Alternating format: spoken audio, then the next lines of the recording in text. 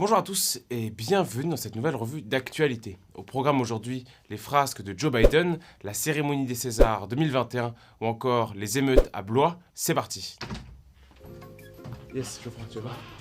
Écoute, j'ai l'idée du siècle. C'est vrai, on en parlait tout à l'heure. C'est je vais me foutre à poil. Maintenant. Non, Ici. non, je suis pas sûr. Si, c'est la meilleure idée que j'ai eue en fait. D'ailleurs, c'est pas moi qui l'ai eue. Il y a plus que ça qui marche. Il faut faire ça maintenant. Alors, tu peux pas te mettre à poil parce que de 1, t'es de droite, de 2, t'es blanc, de 3, t'es pas acteur, de 4, t'as pas un super corps. Bon, après ça gêne pas, apparemment. Non mais pourquoi tu voulais te mettre à poil? Tu veux faire passer quoi comme message? Déjà, il n'y a pas de CSA sur internet. Ensuite, c'est le seul truc. C'est artistique en fait. Moi, je suis un artiste avant tout. Oui, non, j'avais, oui, bien sûr. Et c'est le seul moyen de faire passer un message. Figure-toi que je me suis peint sous le pull. Là, un truc pour la couche d'ozone. Là, ici. Ouais. Et derrière, Ouais. pour équilibrer, un Ouais. soutien à la génération identitaire. Oula, Comme non. ça, on est en même temps. Les Femen l'ont fait, Jésus l'a fait, Corinne Maziero vient de le faire. Tous les gens Geoffroy qui le sont- jeune, quoi. Bah voilà, moi Ok. je veux le faire aussi quoi. D'ailleurs, je vais le faire, je t'emmerde. en fait, Non, c'est non, mon là, plaisir. je suis vraiment pas Je sûr. Mais avant tout, je vous invite à liker, à partager. Abonnez-vous, c'est pour Mediapart. C'est pour Mediapart, mes boucles d'oreilles, mon style streetwear. Merci à toi. C'est parti. La première actualité de la semaine, c'est la remise des Césars 2021, particulièrement controversée et nulle, qui a eu lieu en début de semaine dernière. On était habitué à des cérémonies particulièrement politisées depuis 10 ans, avec, on s'en souvient, Adèle Haenel, qui était partie bruyamment pour la nomination de Roman Polanski, accusé d'agression sexuelle, mais pas pour Lajli, pourtant condamné pour complicité d'enlèvement, séquestration et tentative de meurtre. Ou encore Aïssa Maïga, qui s'était mis à compter les noirs dans la salle pour dénoncer le racisme. Compter les noirs pour dénoncer le racisme. Est-ce que le monde il est à l'envers ou c'est moi qui est à l'envers? Eh bien cette année, chacun y est allé de sa petite revendication. On a eu la loi de sécurité globale, la condition des intermittents du spectacle, les Ouïghours, les violences policières et bien sûr l'actrice communiste Corinne Maziero, nue. En gros, des cérémonies politiques, pas drôles, gênantes, on n'a presque pas parlé de cinéma, le tout dans une absence absolue de panache. Les tacles y sont allés copieux après cette cérémonie. Gérard Jugnot a déploré l'image renvoyée par le cinéma français. Éric Nolot a relevé qu'on célébrait un violeur avec Adama Traoré quand l'année dernière, les gens se levaient pour pas le voir. Et les audiences ont chuté. Logique, c'est les pires audiences des Césars depuis sa création. Pour finir, êtes-vous d'accord avec cette phrase? On peut relever que le cinéma français, surpolitisé depuis 10 ans, n'a pas attendu l'arrivée du virus pour tuer le 7e art français. Dites-nous ce que vous avez pensé de cette cérémonie des Césars dans les commentaires. La deuxième actualité de la semaine, c'est la militante Assa Traoré qui a été chahutée lors de son déplacement devant le théâtre de l'Odéon. Il est pour la mort de Adama Traoré, voilà ce visage.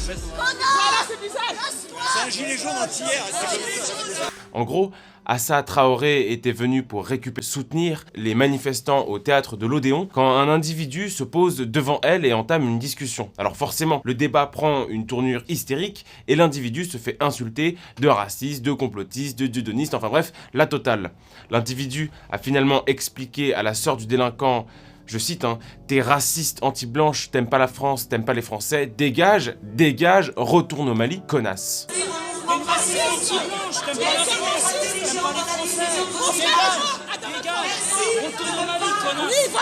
Assa Traoré sort immédiatement son portable pour le filmer en l'insultant copieusement de raciste et d'antisémite. L'information a été rendue publique par le militant d'extrême gauche Taha Bouaf et le compte Révolution Permanente, un compte d'extrême gauche révolutionnaire. Sauf que ce que ces comptes ont coupé au montage, c'est un des proches d'Assa Traoré qui crie « sale race » aux manifestants. Alors, du coup, c'est qui les racistes dans l'histoire? C'est pas fait de s'énerver non plus. La troisième actualité de la semaine, c'est la nuit d'émeutes urbaines dans les quartiers nord de Blois suite à un refus de contrôle de police. Je vous mets un extrait.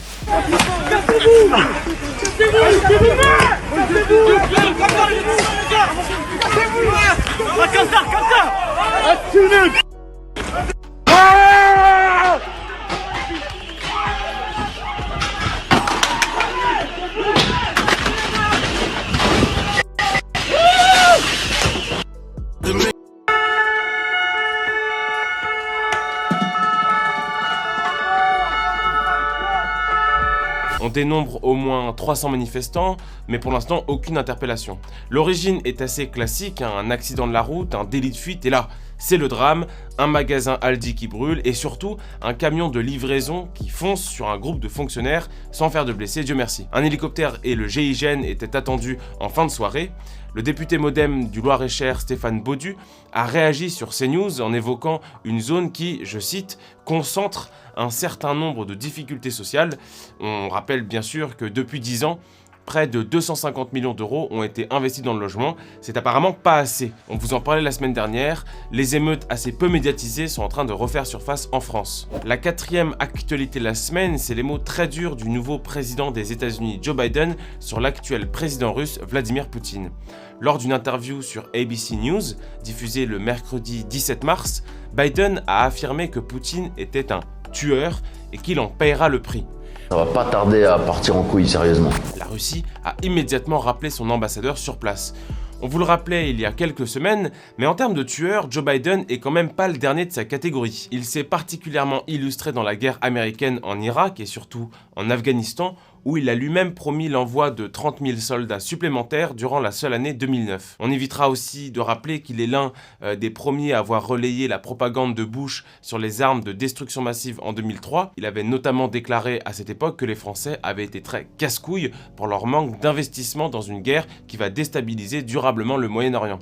Et enfin, cerise sur le McDo, Joe Biden va soutenir le sanguinaire président irakien Nouri al-Maliki qui va s'acharner sur les populations locales sunnites dès 2008 en créant par conséquent un terreau favorable au bien nommé Daesh ou État islamique. Donc en termes de politique extérieure, si Vladimir Poutine est un criminel, Joe Biden est doctorant en criminologie, ainsi que le rappelle Jean-Pierre Filiou, historien spécialiste du Moyen-Orient. La cinquième et dernière actualité de la semaine, c'est l'organisation d'événements universitaires en fonction de la couleur et de l'ethnie de chacun qui a fait le buzz sur les réseaux sociaux.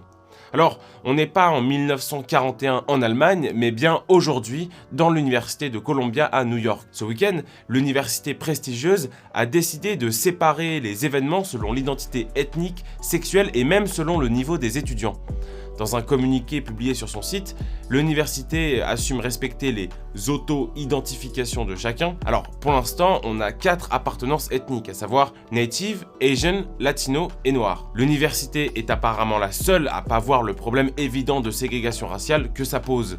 L'éditorialiste Candace Owens explique que cette initiative réhabilite la ségrégation raciale en la maquillant sous une politique inclusive et diversitaire. Eric Anso lui a simplement dit « Le Ku Klux Klan en rêvait et Columbia l'a fait ». Le phénomène n'est pas vraiment nouveau. À Georgetown University, mais aussi dans les universités du Texas ou de Portland, ce genre d'événements séparés font déjà partie de la vie étudiante. Comme on dit pour les blockbusters, prochainement en France. Merci à tous d'avoir suivi cette revue d'actualité. N'hésitez pas à liker, à commenter et à partager. Et moi je vous dis à la semaine prochaine.